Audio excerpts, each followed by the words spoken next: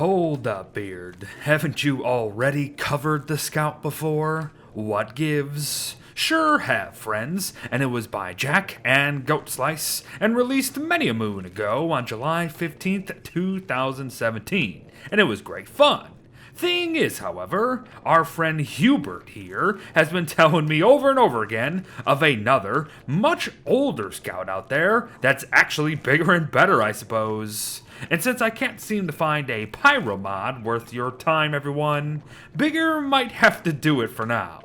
Daniel is also who is up to bat today, and holy crap, have they given us a lot of crap to cover, so let's get to it. Now our Boston native here spawns into the continent at 150 hunger, 150 sanity, and 125 health respectively. And even with that lower than average health pool, there's nothing too concerning really. That said, expect hunger to drain 25% faster than normal, so be mindful there. And I'm telling you not to worry about how weak he might be, simply due to how fast he is. For you see, the Scout here is 33% faster than any other survivor at their usual base speeds. So if you're in trouble, just frickin' run. But it's also going to help counter yet another one of his downsides here, his weak arms. Now he ain't a fighter, folks, he's a runner as we said. So this means the Scout will also deal 20% less damage in all forms of combat, so be prepared for that. But thankfully, his wide assortment of gear that we'll soon get to is going to help make up the difference more often than not. Like his bat here.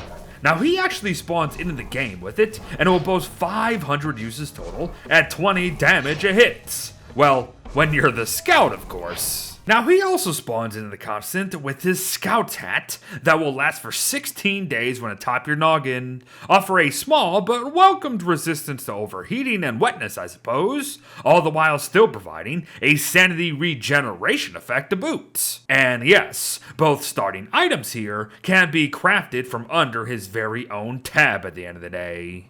And this is where the fun begins, everyone, with a wave of equipment coming into play.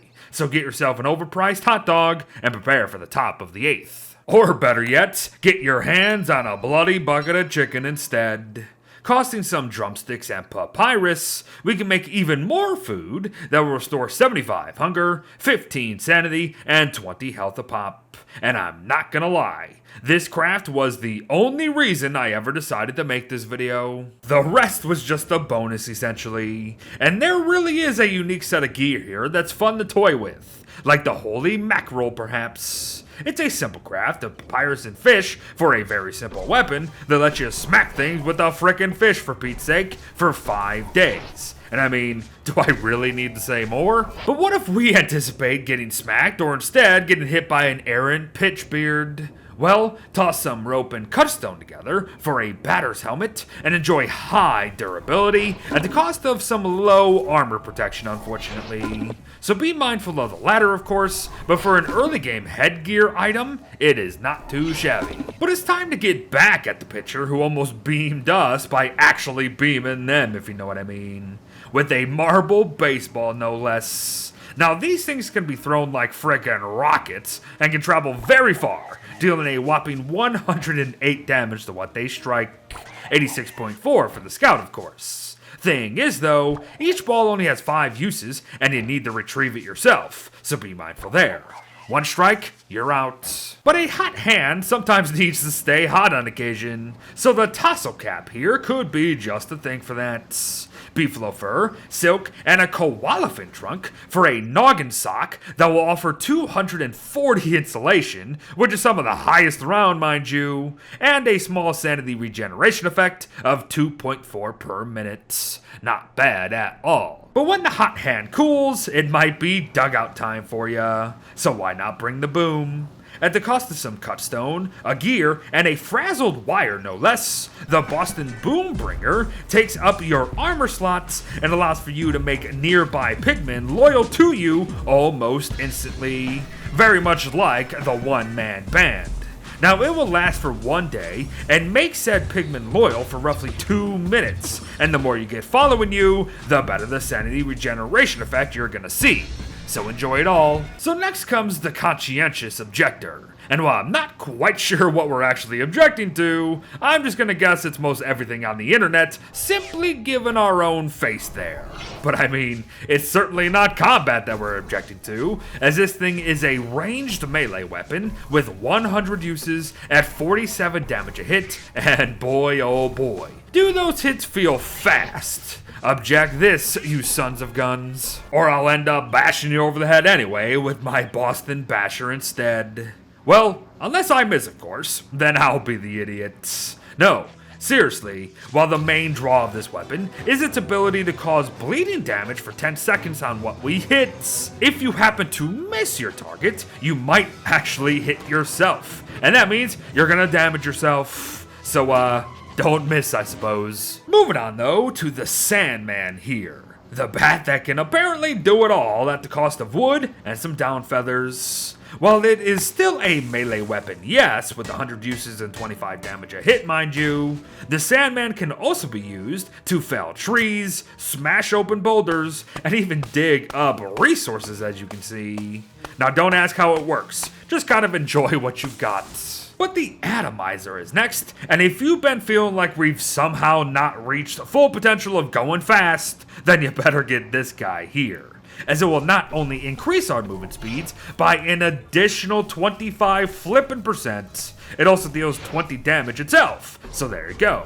And it will not lose durability in combat either, it only loses it over time when we're wielding it, so enjoy. Now this next thing does lose durability in combat, but it has some fun while doing it. The Candy Cane costs Taffy, Twigs, and Glommergoop, and acts as a bat essentially, in that every hit will leech 6.8 health from our targets at the cost of 3.8 sanity instead.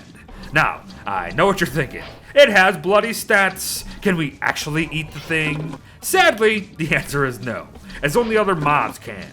But still, there's nothing like a festive murder spree to rejuvenate ya, so no real complaints. The Sun on a Stick is next, and is likely the most unique weapon here today, at least in my opinion. As for one thing, it allows for overheating and fire resistance when held as a more passive bonus, but for another, it deals extra damage to enemies that are on fire, and that's pretty interesting. And I really wish the base game had a little more fun with its elemental combat, if you know what I mean. But I digress. The Fan of War here follows, and at the cost of some cutstone and marble, the thing will allow us to quote-unquote mark our foes for death. So in short, our enemies will become yellow, and they start to take more damage than usual for a short period of time. Good stuff. Use it wisely. But all this talk has got me thirsty, so it's time to drink up with some Bonk Atomic Punch, folks. While equipped, this drink can block a single hit for no damage. Yup, it's just that simple. But thankfully, the Bonk helm here kinda sweetens the deal at the end of the day. Costing 2 bonks and a batter's helm, this piece of headgear item offers immunity to all incoming damage for as long as its durability lasts. Thing is though, you will still lose 5 health every 5 seconds while wearing one. So weigh the options. Now another beverage option is that of Crit Cola here. Now don't question how or why we are somehow wearing a drink on our frickin' heads, or where the text actually came from. Just know that with this thing equipped, you will now deal 35% more damage, but also take 35% more too.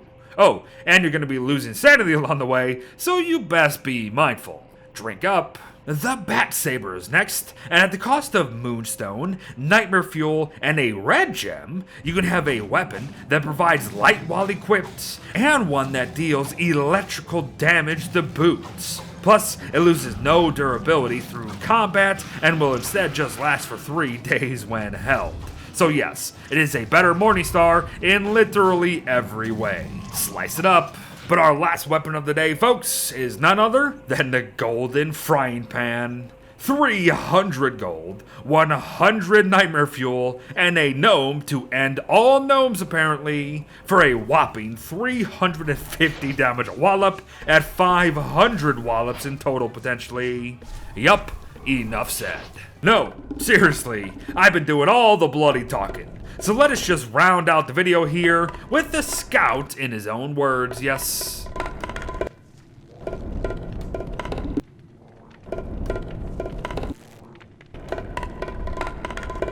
And there you have it, everyone. The Scout by Daniel for Don't Starve Together.